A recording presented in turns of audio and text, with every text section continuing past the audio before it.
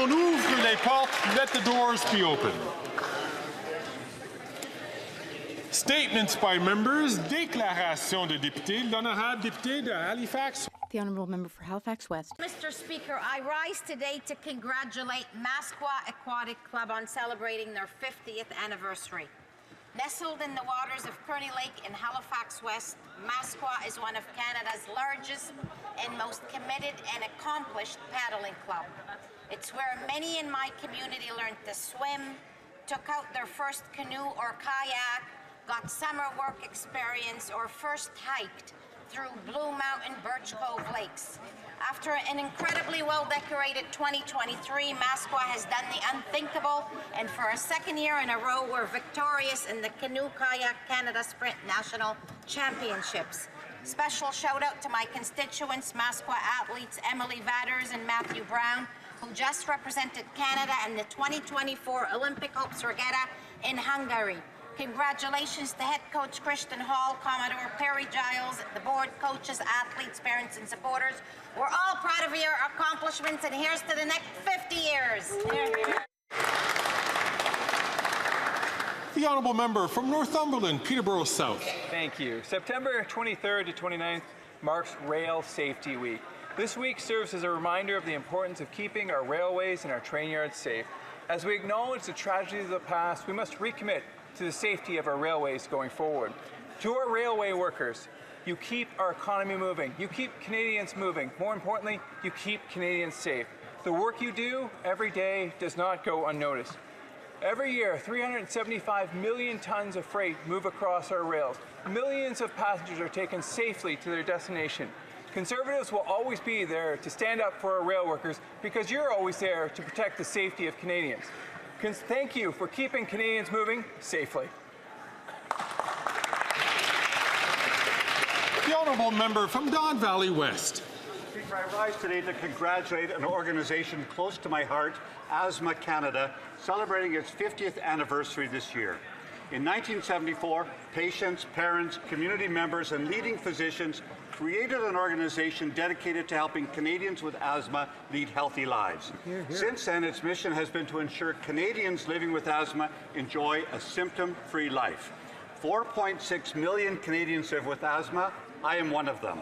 Asthma attacks lead to approximately 70,000 hospitalizations and 250 deaths every year. It's serious. As the former president and CEO of Asthma Canada, I saw the hard work done by physicians, nurses, researchers, educators, administrators, and volunteers striving to engage, advocate, inform, and treat people living with asthma in a patient-centered health charity. Congratulations, Asthma Canada, on 50 years of excellent work. We look forward to 50 more years.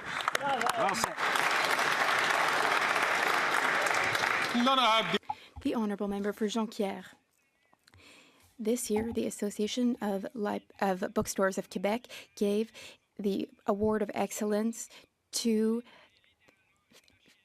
a bookstore in my riding. It's owned by a human reading expert. He can give you recommendations for all types of books, history, sociology. He is a true expert in running a bookshop, and he helps everyone in the Saguenay region. He is brimming with enthusiasm, and if you go to find him, you'll surely find him devouring books. This is the third time that the Librairie Marie-Laura bookstore has won this award.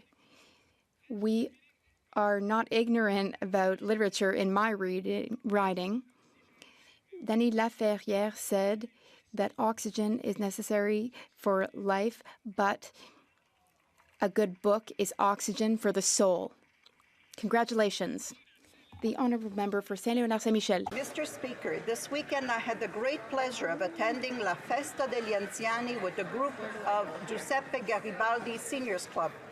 This event to mark National Day of Seniors, which will be celebrated on October 1st, was an opportunity to highlight and be grateful for the contributions of our seniors in our communities. We brought the retirement age back down to 65 years after the Conservatives had increased it to 67 years. We created the Canadian Dental Care Plan, thanks to which thousands of seniors were able to obtain dental care that they needed.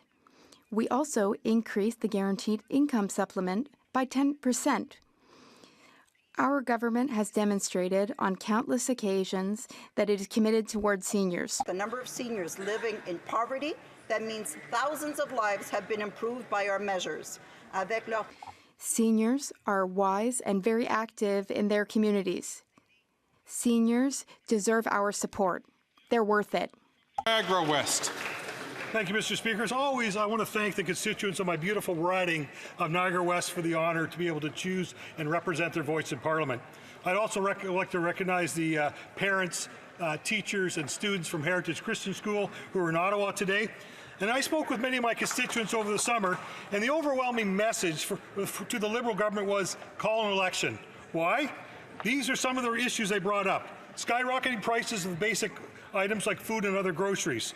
Folks mentioned the price of gas. It keeps going up and up and up. And in my riding, a car is a necessity, not a luxury. They said taxes were making it impossible to pay the bills. The carbon tax, everyone wanted this horrible tax scheme scrapped.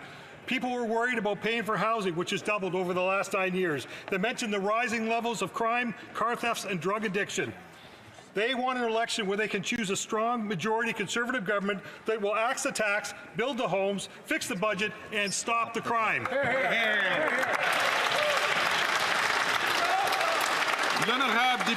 The Honourable Member for Lac-Saint-Louis. Was at heart a storyteller, and he applied this gift as a teacher to impart knowledge and insights to his students about the world around them. Following a career in education, Dennis made the leap to politics. He was a campaign volunteer and then a constituency assistant to both my predecessor, Clifford Lincoln, and myself. Dennis worked for the No side in the 1995 Quebec referendum and was a leader in Pointe-Clair's successful bid to regain its independent city status in Quebec's municipal demerger referendums in 2004. He then served 3 terms as a highly regarded Pointe-Clair city councillor. After retiring from politics, Dennis remained active in community affairs. Among other things, acting as a sounding board and wise counsel to public office holders like myself. Dennis Smith believed in education and the politics of reason as fundamental to society's progress. To his wife Karen and son Adam, we extend our deepest condolences.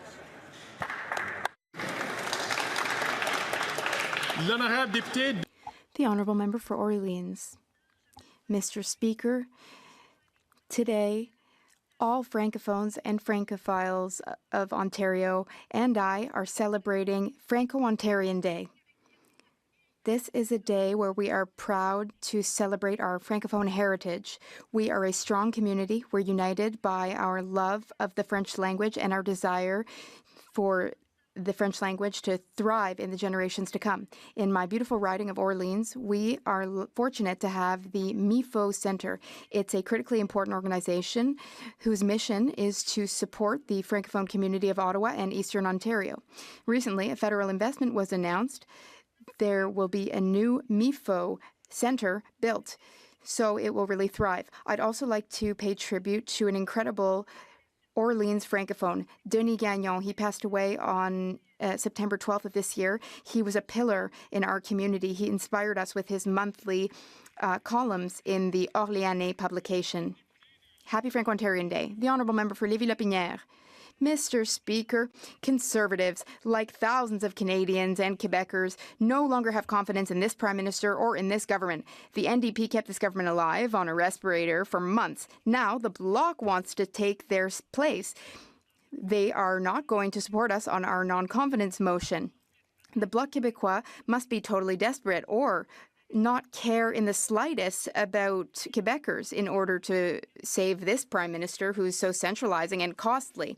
They're keeping this Prime Minister in power even though he's constantly overstepping and meddling with provincial jurisdiction. The Liberal government is going to threaten 1,400 forestry jobs through its decree. The only party working to save the forestry sector is the Conservative Party. The Bloc Québécois, they're terrible negotiators. They're ready to sell their souls rather than give Quebecers the country that they deserve. Will the Bloc finally vote to axe the tax, build the homes, fix the budget, and stop the crime? The Honourable Member from Whitby.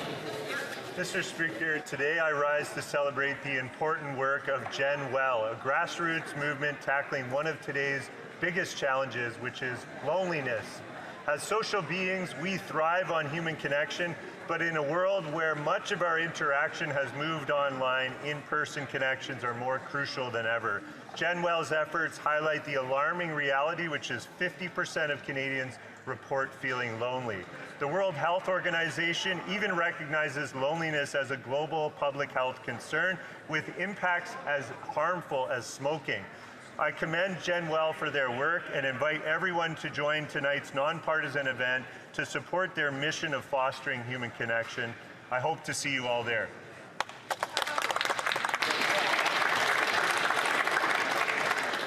The Honourable Member from Kildonan St. Paul. After 9 years of the NDP Liberals, taxes are up, costs are up, crime's up, and time's up. Under the Liberal government, repeat violent offenders are getting bail and parole, and justice for victims is being ignored. In fact, 256 people were killed in 2022 by criminals out on bail or another form of release. That's 256 people that could still be alive today if not for this broken Liberal bail system. And just last month, a serial rapist was granted day parole only 4 years after he was convicted of sexually assaulting 5 women while working as a nightclub promoter. Is it any wonder that sexual assaults are up 75%, Mr. Speaker, over the past 9 years? And yet the NDP continues to prop up the Liberals and their soft on crime agenda. They continue to enable putting criminals before victims. But today they can do the right thing and vote non-confidence in this Liberal government. Only a Conservative government will deliver justice for Canadians and bring home safe streets.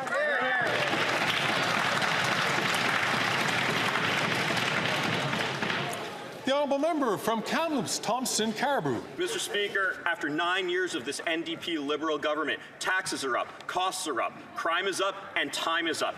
Canadians won an election to decide the direction of this country and the future of the carbon tax. It seems that the NDP leader's pension is worth more to him than the hundreds of thousands of jobs that will be lost due to the quadrupling of this carbon tax. Even the radical NDP premier from BC has flip-flopped on the carbon tax, but not the leader of the federal NDP. He would rather be frenemies with the Prime Minister. Meanwhile, Canadians line up at food banks. The NDP can pull out of its costly coalition with the Prime Minister and vote in favor of our non-confidence motion. Trigger a carbon tax election. Today, on behalf of all Canadians, there's a chance to bring down this costly government. Will the NDP leader have the guts to give Canadians the elections they deserve? The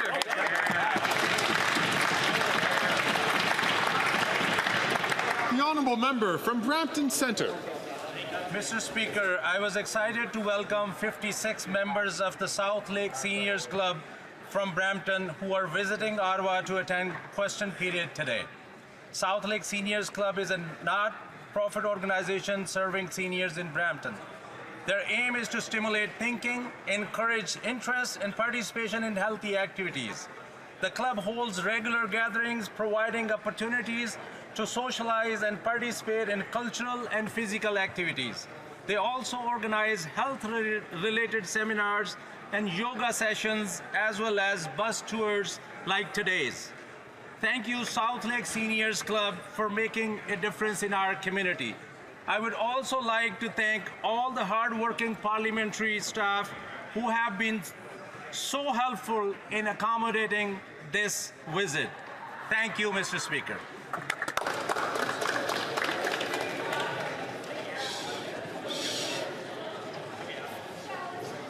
The Honourable Member from Winnipeg Centre. Mr. Speaker, today members of Parliament will vote on Bill C-223 for a guaranteed livable basic income in Canada.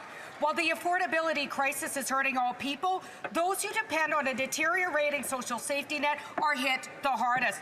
That includes women and gender-diverse people fleeing violence, stuck in abuse because they lack the financial resources to leave. The reason for Call to Justice 4.5 of the National Inquiry into Murdered and Missing Indigenous Women and Girls to put in place a guaranteed livable basic income, something that every single member of Parliament in this House admitted to or committed to implement. Also, many senior women who do not have pensions because they spent their lives caring for families who live in poverty, while the many people in the disability community are subjected to legislative poverty due to insufficient programs like the Canada Disability Benefit. MPs need to ensure our constituents are provided with a level of financial support to uphold their charter rights. I urge all my colleagues to do so by voting in favor of the bill and stop punching down on people living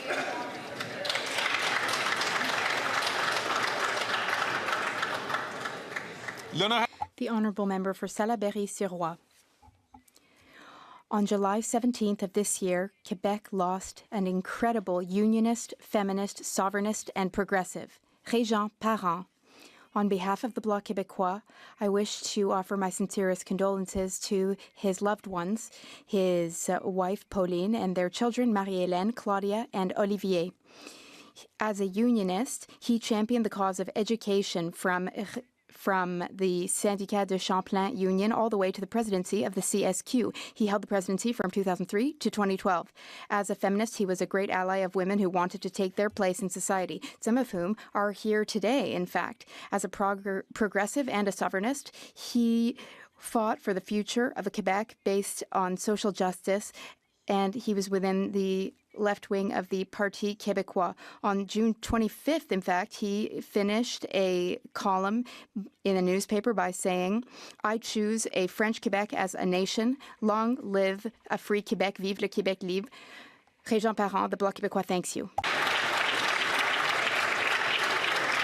The Honourable Member for Miramichi Grand Lake. Mr. Speaker, after 9 years of NDP Liberal imposed misery, taxes are up, costs are up, crime is up, time is up. 2 years ago, the NDP leader sold out workers. He signed on his costly coalition with the Liberal Prime Minister that hiked taxes, ballooned food costs, doubled housing costs, and unleashed crime and chaos in our streets. The sellout NDP leader voted to quadruple the carbon tax, a plan that will grind our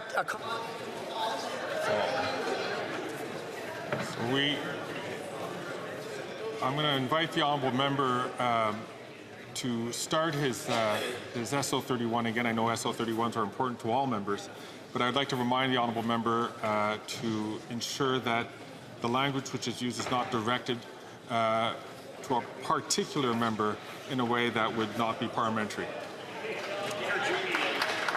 The Honourable Member from Miramichi Grand Lake from the top.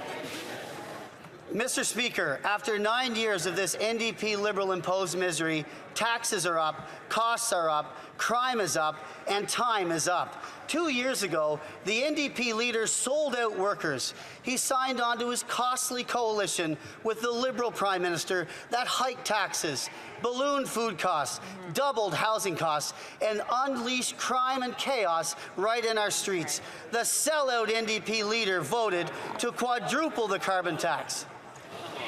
I'm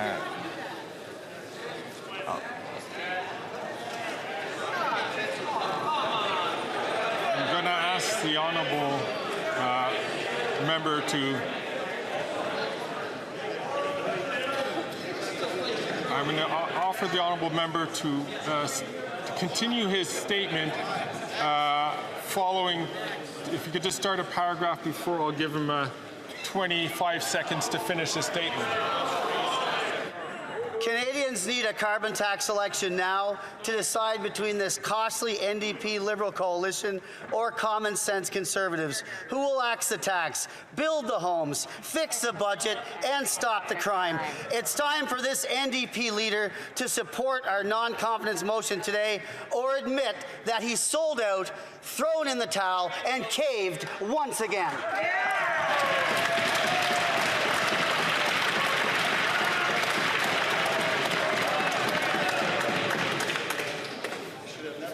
So all members, I just want to make sure that we understand it's important for us to be judicious in the uses of our words, especially in regard to each one of us who serve here. It is important that we may have our disagreements, but in regarding a specific person, we need to be very judicious in our comments because we are all colleagues. The Honourable Member from Ottawa West Nepean. Thank you, Mr. Speaker. Today I I'm wearing a Forget-Me-Not pin to recognize World Alzheimer's Month and to stand with the more than 700,000 Canadians living with dementia, a number projected to rise to 1.7 million by 2050. Dementia costs Canadians over $10 billion annually, but the personal toll on individuals and their families is immeasurable. In 2017, this House unanimously supported the National Dementia Strategy, and it remains vital that we continue to work to address this growing challenge. I want to thank the Alzheimer's Society of Canada for the essential work that they do in helping families in our communities and funding research for a cure. I am joined today by colleagues from all parties wearing Forget-Me-Not pins. I wear mine for my Oma. Together, we can work toward a future where Alzheimer's and dementia are diseases of the past. Thank you. Very good, very good, very good.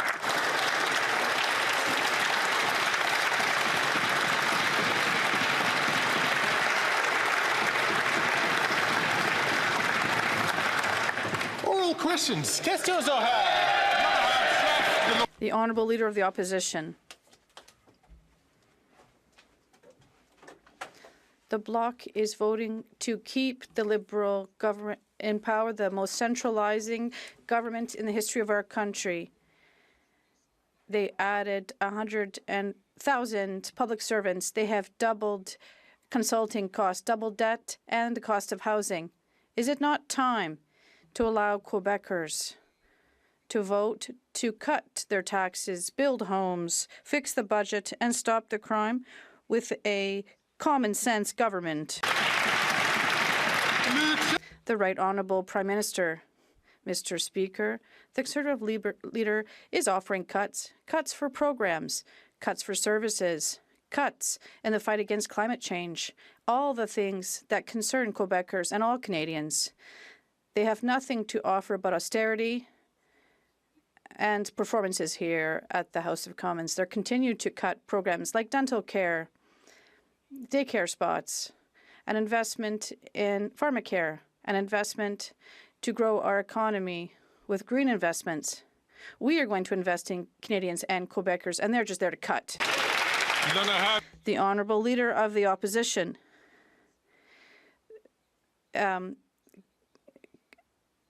People who are poor are already seeing austerity because of cuts to their budget. They still don't have the means to buy a house, they say, and this dream just gets further and further away for some because the crisis just makes housing prices worse and everything else becomes excessively expensive. In Montreal, when I was housing minister, it cost $500 a month for an apartment. Is it not time to allow Quebecers to elect a government that will build homes? The Right Honourable Prime Minister. Mr. Speaker, if this Conservative leader is so really concerned with single mothers, he wouldn't have voted against more daycare spots or voted against help for children with the CCB. He would not have voted against investment that we're making to create more economic growth for these children and to put more money back in their pockets. But when he was housing minister under Harper, he did nothing for affordable housing across our country, and that's not what we want to be repeated again. Thank you. The Honourable Leader of the Opposition. After 9 years of the NDP Liberals, taxes up, costs up, crimes up, time's up. Today, we'll vote to trigger a carbon tax election between the costly carbon tax coalition of NDP Liberals who tax your food, punish your work, double your housing costs, and unleash crime and chaos, or common sense Conservatives who will axe the tax, build the homes, fix the budget, and stop the crime. Why can't we bring it home today?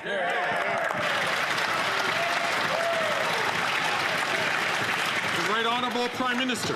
Mr. Speaker, again with the clever little performance of slogans he's memorized without any actual solutions for Canadians. He doesn't care about Canadians. He cares about his own political self-interest. If he cared about Canadians, he wouldn't have voted against dental care. He wouldn't have voted against more spaces at $10 a day childcare. He wouldn't have voted against initiatives that are growing the economy, putting more money in people's pockets. He wants a climate change election. Let's have that election in the right time where we're putting more money in the pockets of Canadians. This is not the time for that.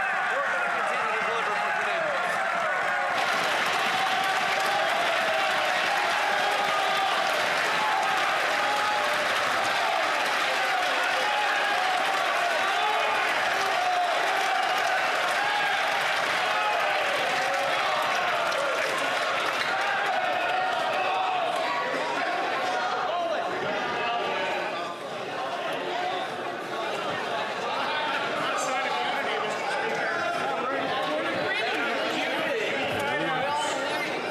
The Honourable Leader of the Opposition.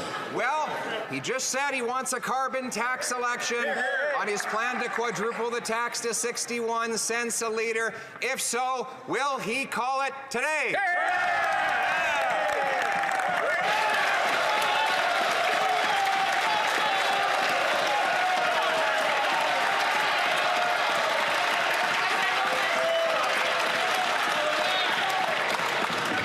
The Right Honourable Prime Minister. Mr. Speaker, I believe this on today we will see that this House does not have confidence in the leader of the Conservative Party.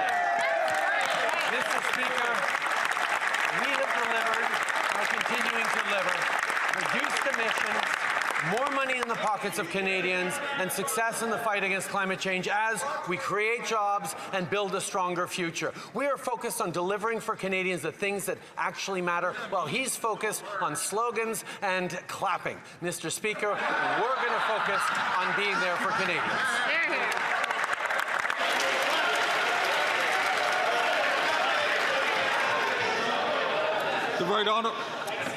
The Honourable Leader of the Opposition. Mr. Speaker, he's concerned that we're clapping for him. He agreed to a carbon tax election on his quadrupling of the tax to 61 cents a litre, where Canadians will choose between an NDP Liberal government that has taxed their food, punished their work, doubled their housing costs, and unleashed crime and chaos in their communities, or a common-sense Conservative government to axe the tax, build the homes, fix the budget, and stop the crime. He's bragging that he has more politicians on his side.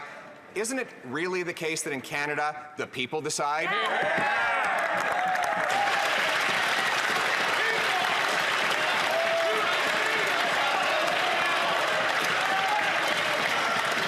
The Right Honourable Prime Minister. Mr. Speaker, with the Canada carbon rebate, the price on pollution puts more money in the pockets of 8 out of 10 Canadians right across the country. But we already know from his misunderstanding of carbon pricing that the Conservative leader doesn't understand math or economics. What's increasingly clear is he doesn't understand science as well. That's why I'd be happy to give him a briefing on the science of climate change. And good news on this one, it doesn't require a security clearance for it.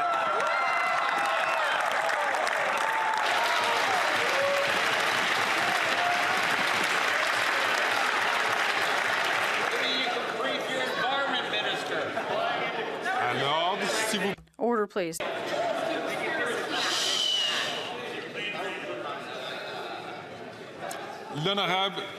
The Honourable Member for Belleuil-Chambly. Mr. Speaker, the Bloc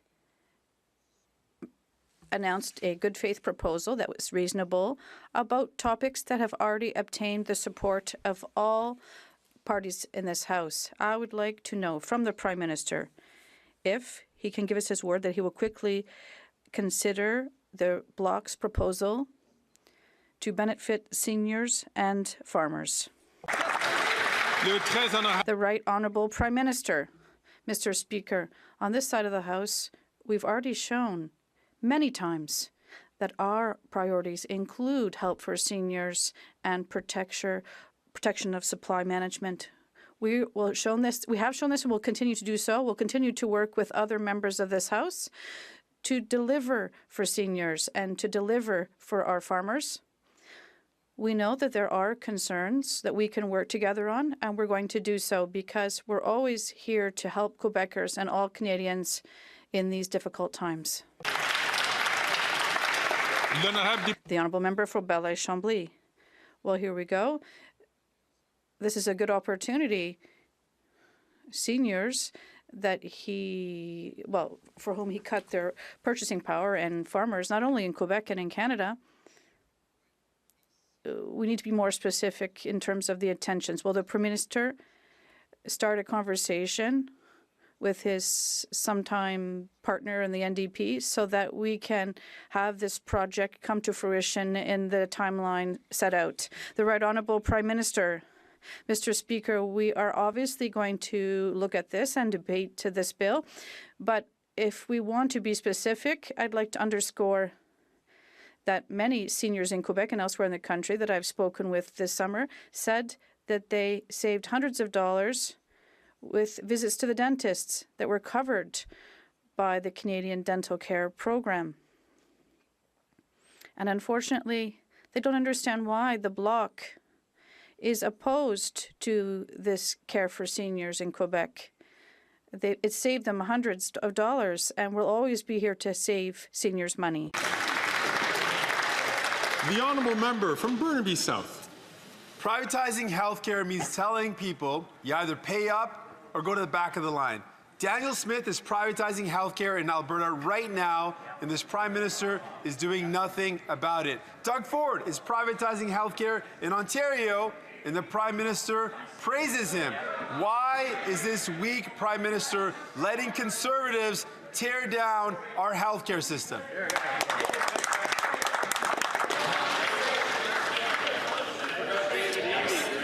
I see that the Prime Minister is rising on his feet. The Right Honourable Prime Minister. Speaker, on this side of the House, we have always defended universal health care, and we will continue to do. But the member opposite has a point. In those provinces, the NDP was unable to stop Conservatives from getting elected and weakening universal health care in all those places. That is why we are going to continue to stand up for universal health care, to stand up for progressive values, and indeed, to stand up to Conservatives.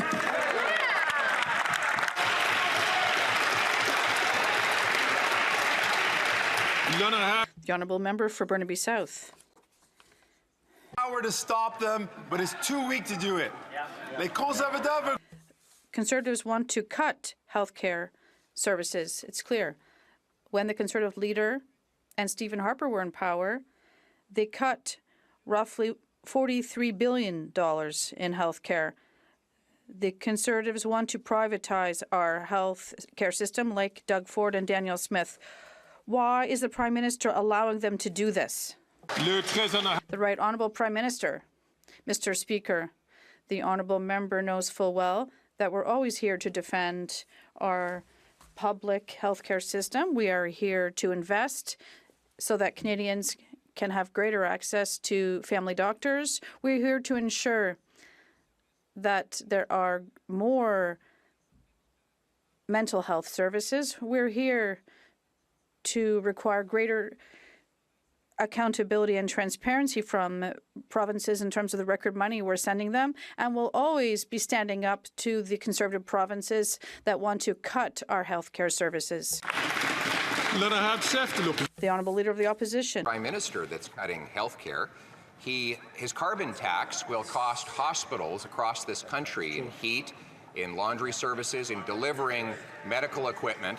Calculations by the Saskatchewan government show that the carbon tax will cost $175 million, equal to the loss of 1,900 nurses, all to pay the Prime Minister's greedy quadrupling carbon tax. Why won't he get his hands out of the pockets of the provinces and allow our premiers to fund health care? The Right Honourable Prime Minister.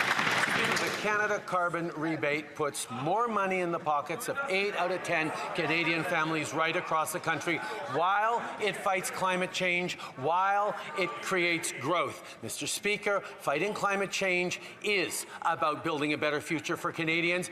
This summer alone, insurers are estimating that $7.7 billion in losses are being covered for that. That is something that we have to step up on right now. And the Conservative leader, who doesn't even believe climate change is real, wants to do absolutely nothing about it. That's not good for Canadians. That's not good for our economy.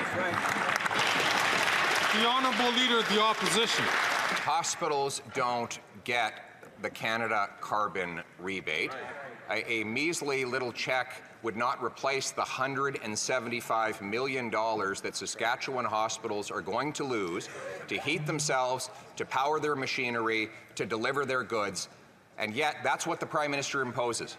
1,900 nurses could lose their jobs in one province alone because of his greedy carbon tax quadrupling. Why won't he accept our common sense plan to axe the tax and boost funds for health care?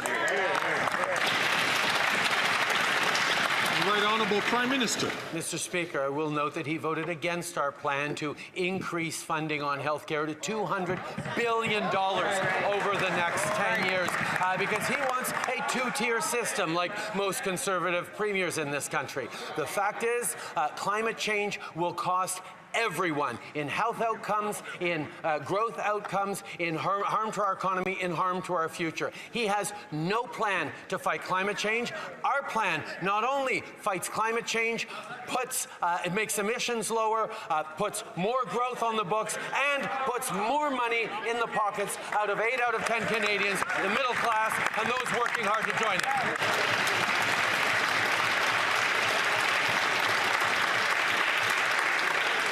The Honourable Leader of the Opposition. More disinformation from a flailing and desperate Prime Minister clinging to power.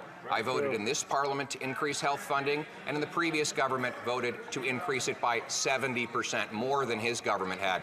More than that, we did not impose a carbon tax on hospitals. He claims that people are going to get checks. 1,900 nurses could lose their jobs because of the carbon tax in one province alone. A phony rebate check will not make the difference. Now he wants to quadruple the tax to 61 cents a litre. How many nurses are going to lose their jobs while hospitals are stuck paying this quadrupling tax? The Right Honourable Prime Minister. Mr. Speaker, he refers to the Canada Carbon Rebate as a phony check. At least he recognizes that it exists, which is new from just a few months ago. The Canada Carbon Rebate, as defined by, investigated by the Parliamentary Budget Officer, puts more money, hundreds of dollars, back in the pockets of 8 out of 10 Canadians, exactly the middle class and those working hard to join it, who need support while we fight climate change, while we reduce emissions, while we grow a stronger economy with good jobs for future generations. He has no plan for the economy, no plan for the future. The Honourable Leader of the Opposition. My common sense plan is to axe the tax, build the homes, fix the budget, and stop the crime. But let's talk about education. The carbon tax will cost Saskatchewan schools $204 million. That's the equivalent of approximately 2,000 teachers losing their jobs, all to pay tax to heat schools in cold Saskatchewan winters. Why is the Prime Minister forcing provinces to cut teachers and education to pay for his greedy quadrupling carbon tax?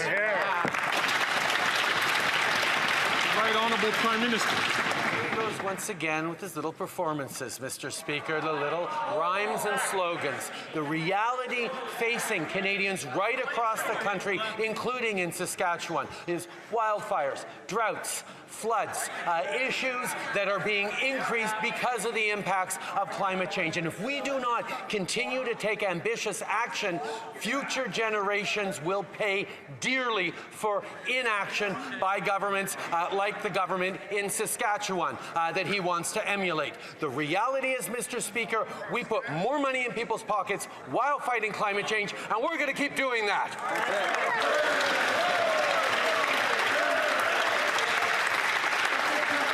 The Honourable Leader of the Opposition. Mr. Speaker, screaming and hollering, will not distract from the very serious question I asked. Can he tell us how many nurses and how many teachers will lose their jobs because his greedy carbon tax quadrupling will drive up costs to heat schools and hospitals? How many? The Right Honourable Prime Minister. Mr. Speaker, teachers and nurses across the country are terrified of conservative policies that cut programs, that cut services, that cut supports for the most vulnerable, for those who work hard to care for other Canadians, whether it's their opposition to pharmacare, which would be delivering free insulin and free prescription contraceptives, whether it's investing in a school food program going to help 400,000 kids with more food right across the country. That leader has opposed the things that nurses and teachers care most about. So let's not take any lessons from that guy.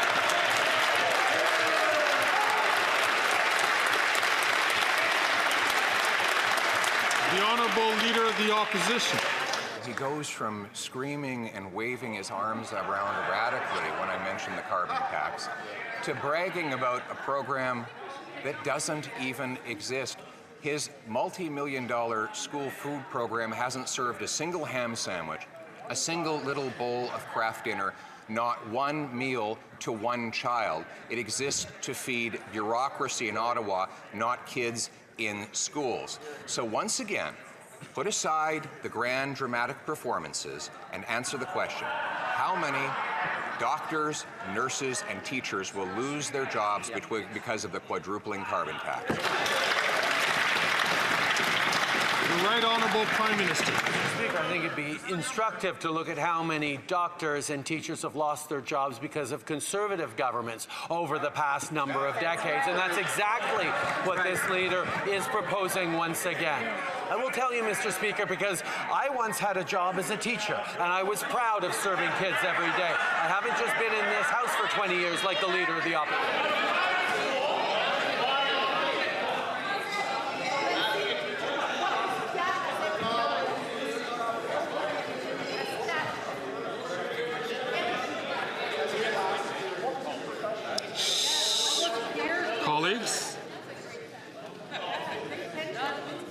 Colleagues.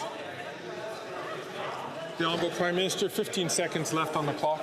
Yes, I was proud to be a school teacher, Mr. Speaker, because it was a way of having a positive impact on the lives of thousands of kids over the course of my career. And I'm proud to bring their voices here into this House and continue to put forward how we support our kids, how we support the vulnerable, as opposed to the cuts that they propose. That's right.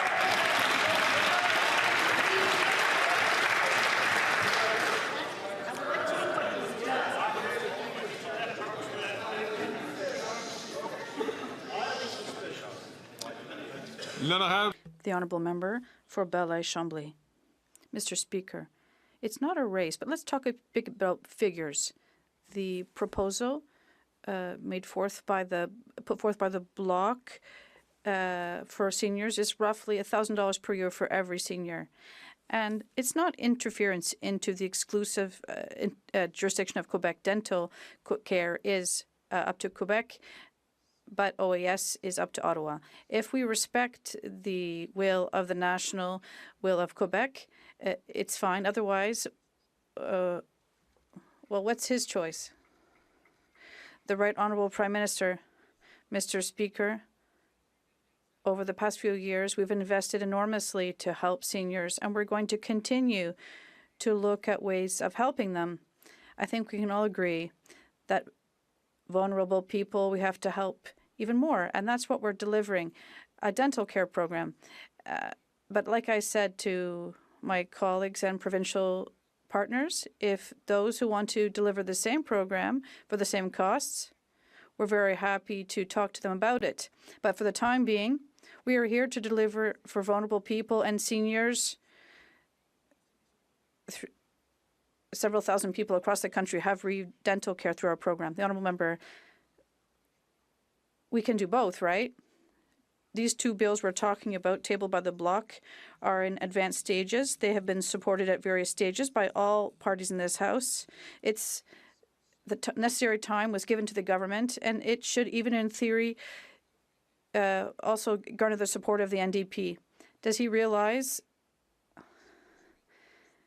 that he needs to deliver for seniors sooner rather than later? The Right Honourable Prime Minister, like I said, Mr. Speaker, we are here to deliver for seniors, and we did so and will continue to do so.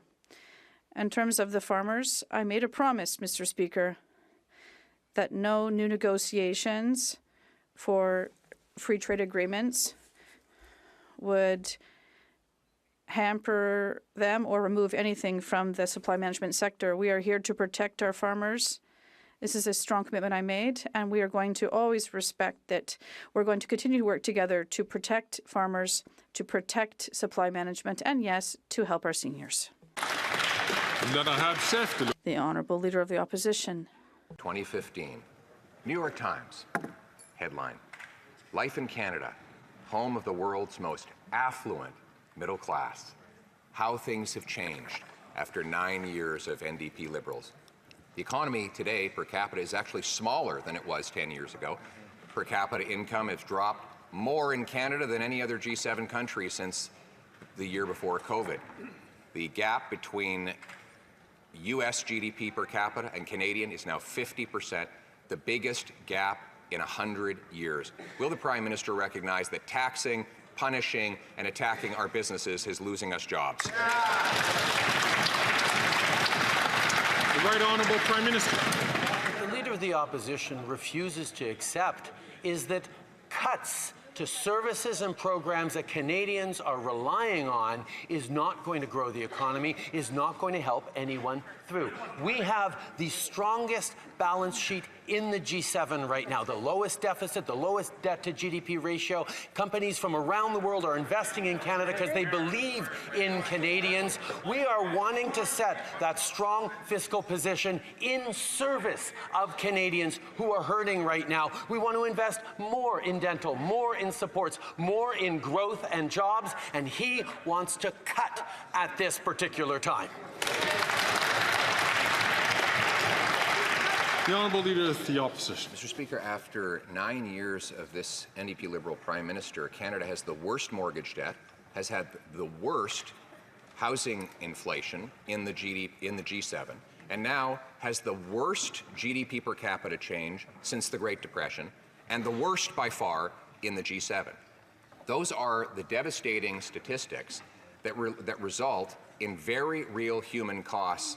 That's the reason we have 1,400 homeless encampments in one province alone and 2 million people lined up at food banks. Won't he realize that doubling housing costs and taxing people's food has very real human costs? The Right Honourable Prime Minister. Mr. Speaker, when that individual was Harper's failed housing minister, he built 6 affordable homes across the entire country only. He did not help with the investments that Canadians needed. And his so-called housing plan that he talks about now, which is, again, more performance than substance, lots of slogans, no actual solutions, is not going to deliver for Canadians either. We're doing what he didn't do, which is work with housing advocates, work with municipalities, work with provinces, and deliver the homes Canadians need. The Honourable Leader of the Opposition. When I was housing minister, rent and mortgage payments were half of what they are now, and there were almost 200,000 of those affordable homes built right across Canada. Now, this Prime Minister wants to bring in a massive tax on home builders with hikes to capital gains. Now, the most preeminent economist in Canada, Jack Mintz, reveals that would cost our economy 400,000 jobs and $90 billion. Where are those 400,000 unemployed Canadians going to be able to get the food and the money to pay their mortgages? Before the Right Honourable Prime Minister takes the floor, I'd like to remind all members to please not take the floor when they're not recognized by the chair. The Right Honourable Prime Minister.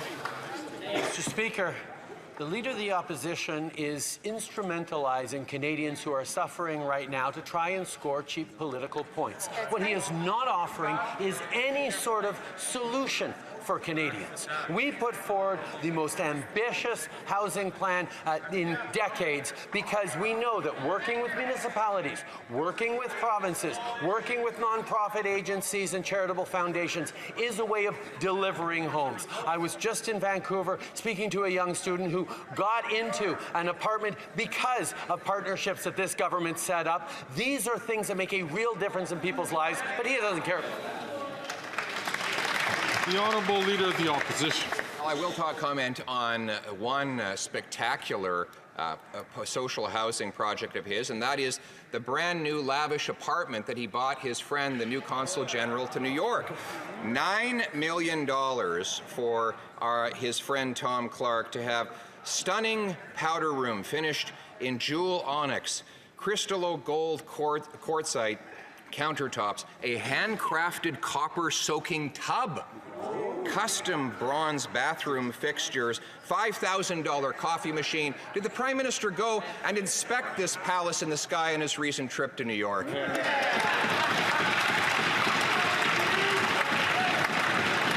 Right Honourable Prime Minister. Mr. Speaker, engaging with international leaders on fighting climate change, on solving global crises, on standing up unequivocally for Ukraine.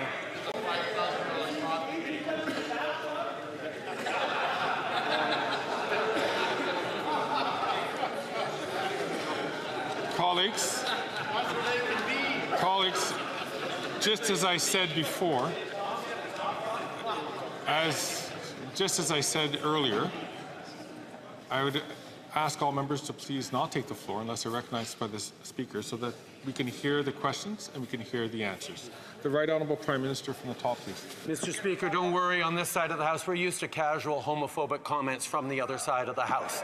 Mr. Speaker, what is it about the...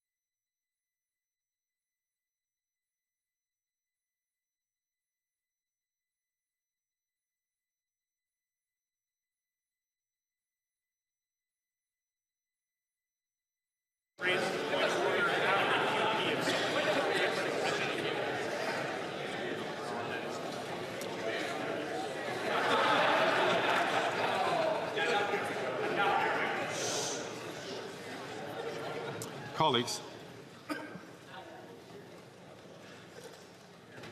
I heard comments that because it was not on microphone, I chose not to get up.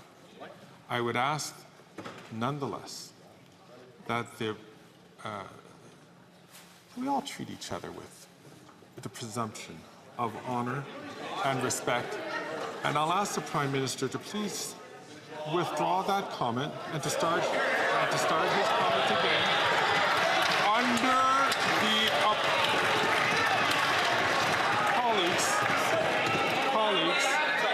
colleagues. I heard a comment, as I said, which I could not stand up because I did not know who said it. but we should be. But colleagues, I don't appreciate when we would tar the entire members with that concern. And I'm going to ask the honourable member, please, to withdraw that comment, start his question again, and let us presume the better natures of all members of Parliament here. The Right Honourable Prime Minister from the top. Mr. Speaker, standing up to bullies requires us to call them out on their crap sometimes, and that's what I will do.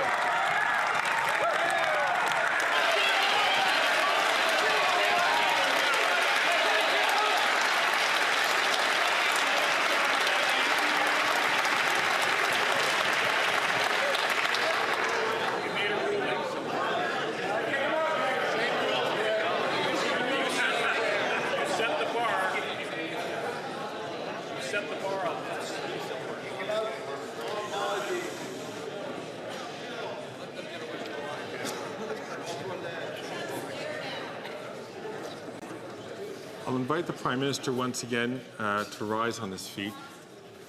And thank you. Mr. Speaker, I will happily withdraw my comment if the member who suggested that I was sharing a bathtub with Tom Clark stands up, takes responsibility for his...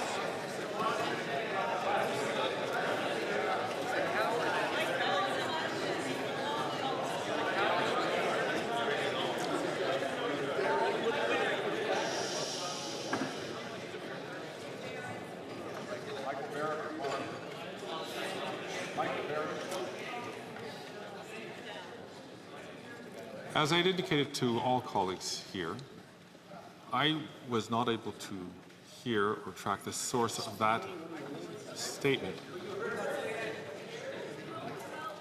And I'm just asking the Prime Minister to be the better person and to please just withdraw the comment and start his question again. The Right Honourable Prime Minister. Mr. Speaker, I withdraw the comment about defecating.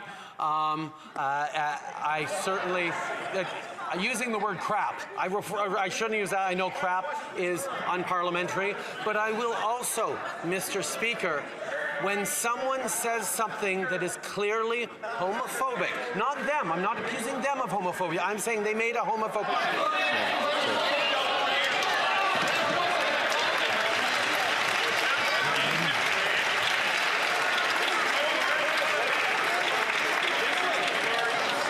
I appreciate the Prime Minister withdrawing his comment, and the Chair accepts him withdrawing that comment. But as the Speaker had indicated, sometimes in this chair, and for those who have occupied this chair or who will occupy this chair will understand, it is a very difficult decision day to day. I heard a comment, I did not know who said it, and the Speaker chose, for the reputation of this House, for us to move on from that comment. I asked the Prime Minister to withdraw the comment. I appreciate you withdrawing the comment. The Prime Minister, please respond to the question that was asked by the...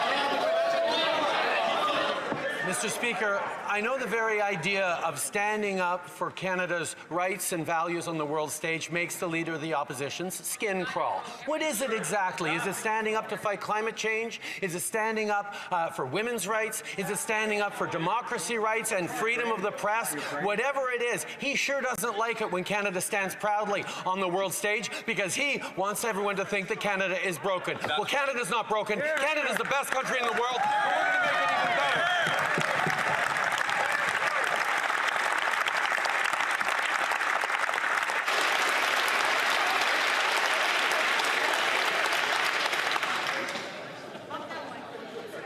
The honourable member from Nunavut. Oqaqtitiyi Nunavut are prevented from thriving by the lack of doctors and access to health care. The Conservative leader will want to cut health care, but they will have nothing to cut as the Liberals haven't invested enough in Nunavut. The Prime Minister failed on his promises to deliver the health care people need. When will the Prime Minister invest in the health care Nunavut need so they can thrive?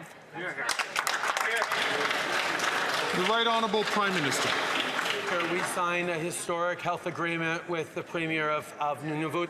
We will continue to be there as they deliver health care across the territory. We know how important it is to continue to invest in health care for the North. We know how important it is to continue to defend public health care in this country. We will continue to do that, even though, as the member opposite rightly points out, Conservatives want to cut public health care. They want to kill public health care. The honourable member from London Fanshawe. This government has failed to help our seniors age with dignity. Instead of putting people first, they've protected the profits of companies and abandoned seniors. They've let Doug Ford tear Ontario families apart and force seniors into some of the worst private long-term care homes. The military even found that some of these corporations, including one that the Conservative MP for Thornhill lobbied for, weren't giving seniors food and water. Wow. Why won't the Prime Minister put our families and our loved ones before profits? The Right Honourable Prime Minister. Speaker, I agree with the concern the member opposite expressed on security and safety for our most vulnerable seniors. That's why in this House we're moving forward with the Safe Long-Term Care Act later this fall. We certainly are counting on the support of our progressive friends from the NDP, but we hope that all members in this House will stand up and support a Safe Long-Term Care Act, because we need to make sure we are protecting and supporting our most vulnerable seniors right across the country. That's right. The honourable member from Yukon. Mr. Speaker, as National Truth and Reconciliation Day approaches, Yukoners in my riding and Canadians everywhere will be reflecting on the painful history of First Nation, Inuit and Métis children being removed from their families and communities, some of them never to return home. For generations, Indigenous peoples were stripped of their cultures and languages. Canada must continue to address the truth and support their healing. Could the Prime Minister inform the House on the government's efforts to rebuild relationships with Indigenous communities and to demonstrate that every child matters? Great question. Good question. The Right Honourable Prime Minister. I want to thank the member for Yukon for his question and for his deep commitment to reconciliation. On September 30th, we reflect on a dark chapter in Canada's history, one of residential schools and colonialism. We reflect on the ongoing impacts to survivors, their families, and their communities. We are delivering on the calls to action and reconciliation by moving forward on UNDRIP, and we established the National Council for Reconciliation. Indigenous leaders and survivors are guiding our approach. We continue the journey to reconciliation. We will not go back. The Honourable Leader of the Opposition. The Prime Minister says the way he stands up for Canada is by buying a $9 million mansion in the sky for his crony Tom Clark. Well, he goes on Broadway late night shows to say that they want to applaud that he said that it was a small issue that the Americans had illegally taken $9 billion of our softwood money and cost tens of thousands of jobs. Conservatives got a deal on this in 80 days after taking offices.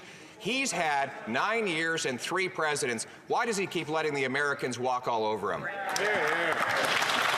Right Honourable Prime Minister. Mr. Speaker, I was glad to have the chance to speak directly to millions of Americans in this crucial moment and make the argument directly to them that we've been making to policymakers that U.S. tariffs on Canadian softwood lumber hurts American citizens and consumers. And when I go on American television, I make sure to talk up Canada, unlike the member for Calgary Nose Hill who talked down Canada to Tucker Carlson, unlike the member from Thornhill that went on Fox News to talk down Canada. I will always stand up for Canada proudly.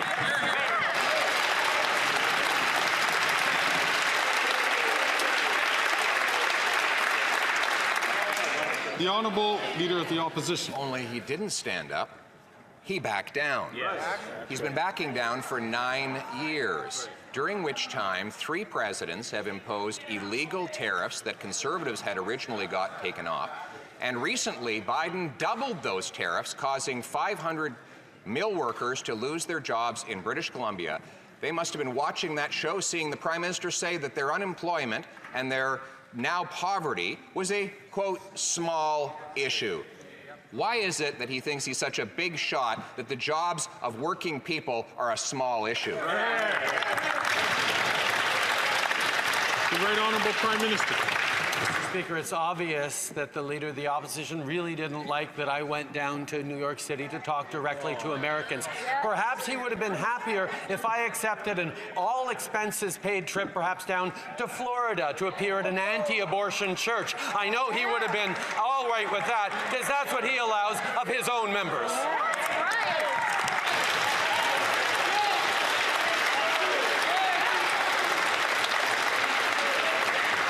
The Honourable Leader of the Opposition. Falsehoods will not change the reality. His record is this. Common sense Conservatives got a softwood deal that reimbursed $4 billion of tariffs the Americans had collected within 80 days of taking office last time.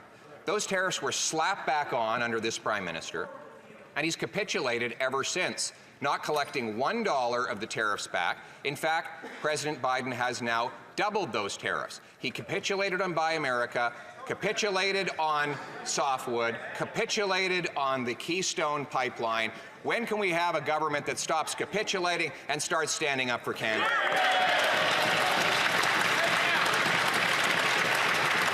The Right Honourable Prime Minister. Mr. Speaker, it's the deepest of ironies that during the existential renegotiations of NAFTA, it is the Conservative Party's position that we needed to capitulate to the United States and to Donald Trump.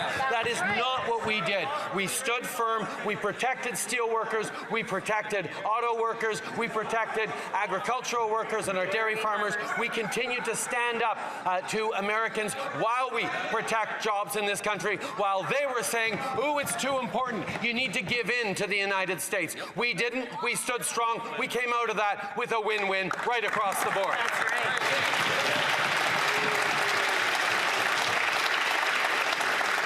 The Honourable Leader of the Opposition. Monsieur le Président, il a capitulé. He signed a deal that kept tariffs on softwood. Tariffs which the Conservatives had previously managed to get rid of.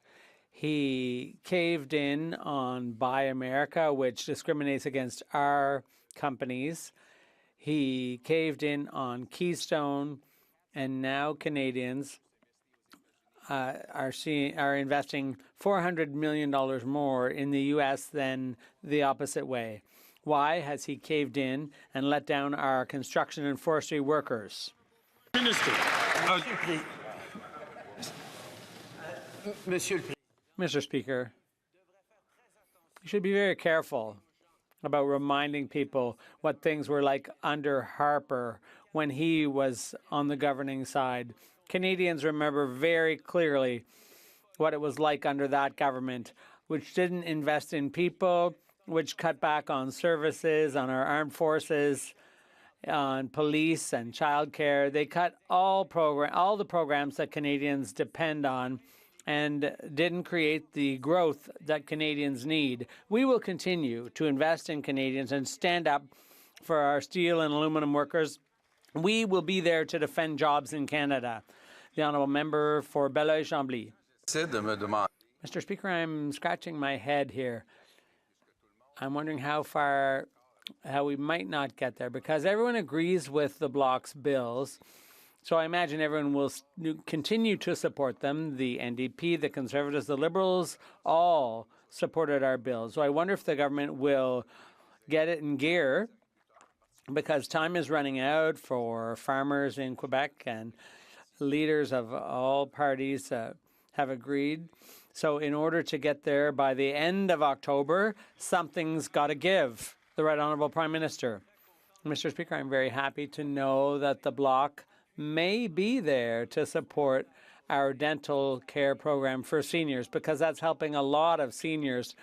We're talking about millions of Canadians, including Quebecers, who've had access to dental services when the Bloc was against the program, but we managed to get it delivered all the same for thousands of people, and we will be there. We will still be there to help seniors with dental care and to invest in their future with housing, and we will be there to deliver the necessary services. The honourable member for Belleuil-Chambly.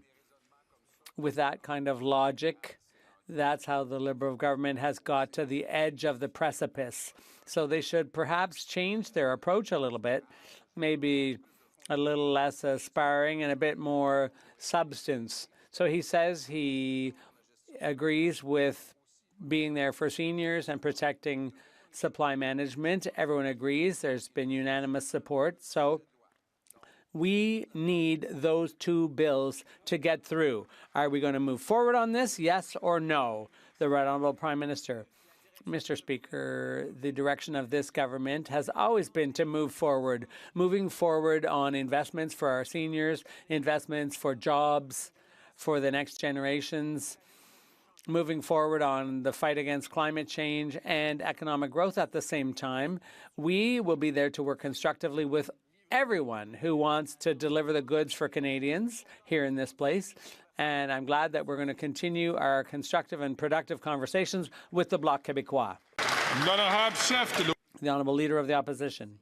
As he proposes to quadruple the carbon tax to 61 cents a litre on seniors, small businesses and single moms, the Prime Minister spent his summer in a frenzy of high carbon, high taxing, high flying hypocrisy. Newly released data show that he went 92,000 kilometers.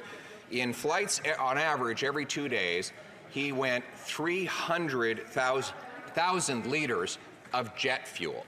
Why is it that he punishes working class Canadians with his quadrupling carbon tax when he flies around burning more and more jet fuel? The Right Honourable Prime Minister. Mr. Speaker, perhaps if the Leader of the Opposition had actually met with Canadians or talked with media or been out there across the country over the course of the summer, he would have heard the fact that Canadians need support from government programs and services. Canadians want to see $10 a day childcare. Canadians want to see support on dental care. Canadians want to see a national school food program. These are all things that he wants to cut because that's all he's offering Canadians. That shows me he wasn't listening to Canadians he was talking to. He was just making sure he could use them to advance his own political aims. We're offering salute. The Honourable Leader of the Opposition. So there you have it. He was charging Canadians for his 92,000 kilometers of flights so that he could go around repeating the promises that he's broken nationwide while taxing them. And his plan is to hike that tax to 61 cents a litre. Mr. Speaker, he emitted more carbon than 114 Canadians combined this summer.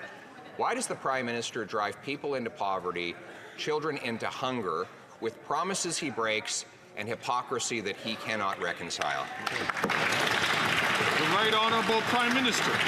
Well, now Canadians know, Mr. Speaker, in the unfortunate event that that guy ever ends up Prime Minister, he's going to stay at home in his basement on YouTube the whole time instead of meeting with Canadians. Yeah, that's right.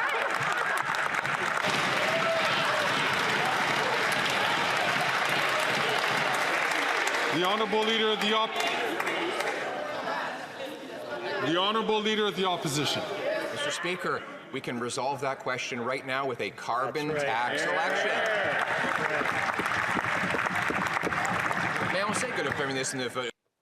But we know the Prime Minister doesn't want to do that because he has such a bad record on the environment and on the economy. It's not just tax hikes, but Canada is now ranked 63rd out of 67 countries when it comes to the effectiveness of our fight against climate change. So that's the hypocrisy. He's doing nothing for the environment.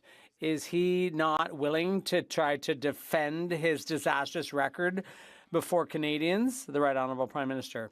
Mr. Speaker, Canadians are starting to see that the leader of the Conservative Party has no plan whatsoever to fight climate change, no plan to put more money in Canadians' pockets while fighting climate change, and clearly he doesn't understand that the only way to create an economy for the future is to deal with the environment at the same time. So the Conservative leader's refusal to understand the absolute necessity of continuing the fight against climate change shows how completely out of touch he is with Canadians and Quebecers.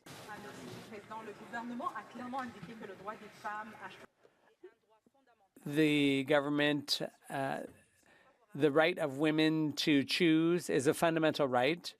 Many fear that the Conservative leader and his party will not protect this fundamental right. Does the Prime Minister agree that a party that doesn't defend women's right to choose cannot be considered a pro-choice government? The Right Honourable Prime Minister. I'd like to thank the member for London West for this fundamental question. Canadian women are concerned when they see the Conservatives, the member for Cypress Hills Grassland, going to Florida, all expenses paid, to promote a future without access to abortion. They are concerned when they see the member for Yorkton Melville, the Conservative member, proposing that not just once, twice, but 3 times proposing limits on access to abortion when the leader votes the other way. The Conservative leader may appear to be many things, but he certainly cannot pretend to be pro-choice. The Honourable Leader of the Opposition. Well, we've already said that we wouldn't change the law on abortion, and what he's saying is completely false. We will protect women. We will protect women with legislation against violence, violence that has shot up by 53% after 9 years of this Prime Minister because of his policies that releases the most violent reoffenders.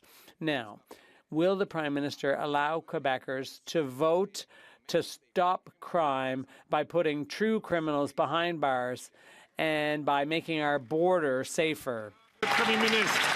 The Right Honourable Prime Minister. Mr. Speaker, women in Canada know full well that to be pro-choice means standing up against all those who seek to limit women's rights, who seek to take rights away from women, as we've seen in the U.S., and what we see from this Conservative leader over and over again is that he is incapable of standing up to members of his own caucus who would like to limit access to abortion, and who even vote in favor of measures. He even votes in favor of those members. It's shameful, Mr. Speaker.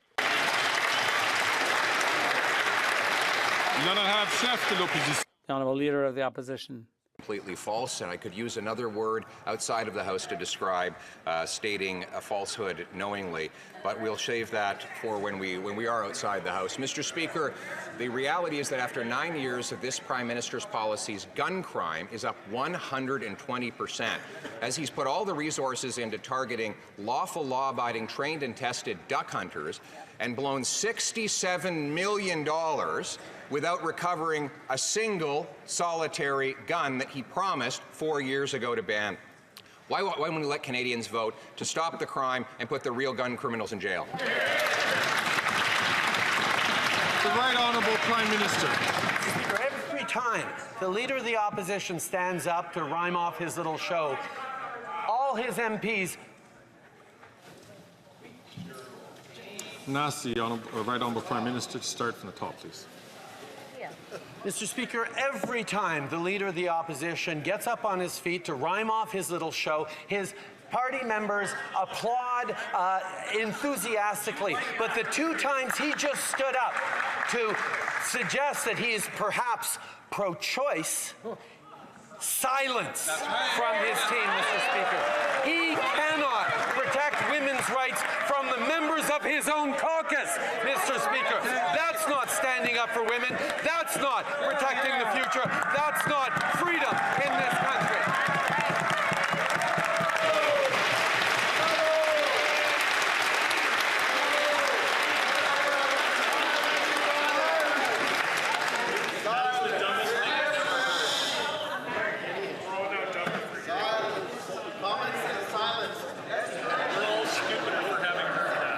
Colleagues.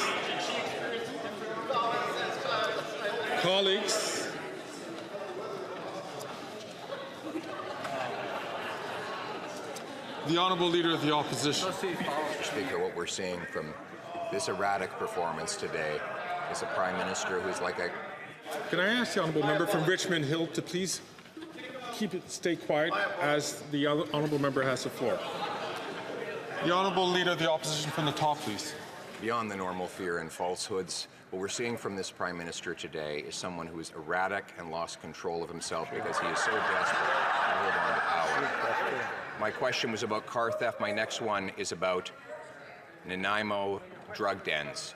Drug dens which now are funded and authorized by this government through a permit under the Controlled and Substances Act, which was now cracked down upon by police officers for trafficking illegal substances and having 13 weapons. Will the Prime Minister stop giving the permits for these illegal drug dens so that we can stop the crime and bring home safety? The Right Honourable Prime Minister. Mr. Speaker, we recognize that far too many Canadians have been impacted by the opioid epidemic, by the toxic drug crisis. That is why we're doubling down on science and supports on the street. We're there to look at ways to help families through this, to deal with addictions, to lift people out of poverty. And yes, we will partner with people right across the country to do that on things that make sense in their jurisdictions. We're going to stay grounded in science while the leaders opposite choose their ideology as guiding paths. Yeah, very good. The Honourable Member from Steveston, Richmond. Richmond East. Throughout the summer, I met with my constituents and listened to what's on their minds. They want rapid construction of new housing options. They want their kids to have the best possible start in life with $10 a day childcare and nutritious food in the schools. They want to build an economy that works for everyone. They know that in order to do this, we need to make our tax system fairer. Mr. Speaker, could the Prime Minister please update this House on the government's plan to create fairness for every generation?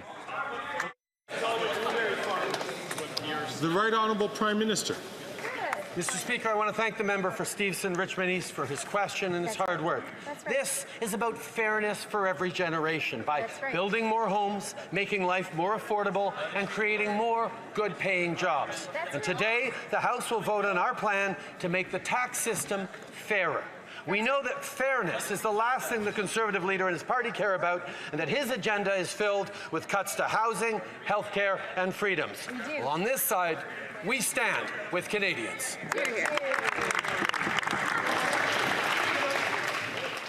The Honourable Member from Edmonton, Griesbach. Thank you very much, Mr. Speaker. Israel's horrifying and indiscriminate bombings of Lebanon continue, and Canada is nowhere to be found. Hundreds of civilians have been killed, including 2 Canadians and dozens of children. There are tens of thousands of Canadians in Lebanon. Our constituents are terrified of what will come next. Canada must immediately call for de-escalation, take real action to create peace and safety for everyone in the region. When will the Prime Minister act to save Canadians in Lebanon and their families? The Right Honourable Prime Minister. Speaker, over the past days, I've spoken with Lebanese Canadians who are deeply worried for their families, and our hearts go out to the loved ones of the 2 Canadians killed. We need to see de-escalation right now from both Israel and Hezbollah. I spoke with leaders this week, including the King of Jordan and the UN Secretary General, along with G7 allies, on the need for urgent de-escalation. Civilians need to be protected. This violence needs to stop, and we need to move on a path towards regional stability and peace. The Honourable Member from Saanich Gulf Islands. Thank you, Mr. Speaker. And on the same point, it's clear that world leaders have been calling out for the last year since the horrific attacks of October 7th for restraint and to control the conflict so it doesn't spread as it just is spreading into Lebanon. And we know who the enemy of peace is. Unfortunately, he has a name. He's Prime Minister Benjamin Netanyahu. And he has put his political career and his...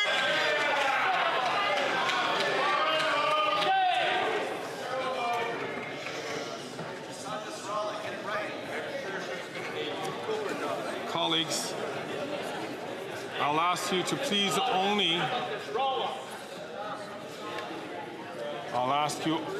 only to take the floor when you're recognized by the chair. The honourable member from Satiscoff Islands, one moment, please.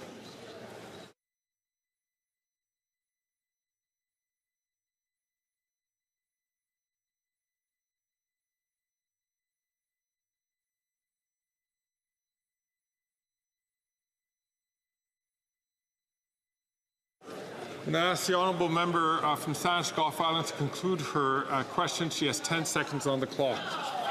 Mr. Speaker, is that we are allies of Israel, but Israel's Prime Minister is unpopular. He's put his personal ego and political career ahead of rescuing Israeli hostages, and he seems to care nothing about innocent civilians, whether in Gaza.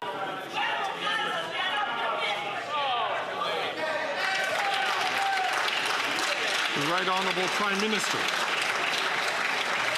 Mr. Speaker, the violence in the Middle East needs to stop. We need to see hostages released. We need to see Hamas lay down its arms. We need a ceasefire. We need to get back on a path towards a two-state solution where you have a peaceful, secure, democratic Israel alongside a peaceful, secure, democratic Palestinian state. That is Canada's position. That is what we are working with friends and allies and partners in the region are. That's what we will continue to work on every single day to bring peace and stability to that region. And so comes to an end of question period.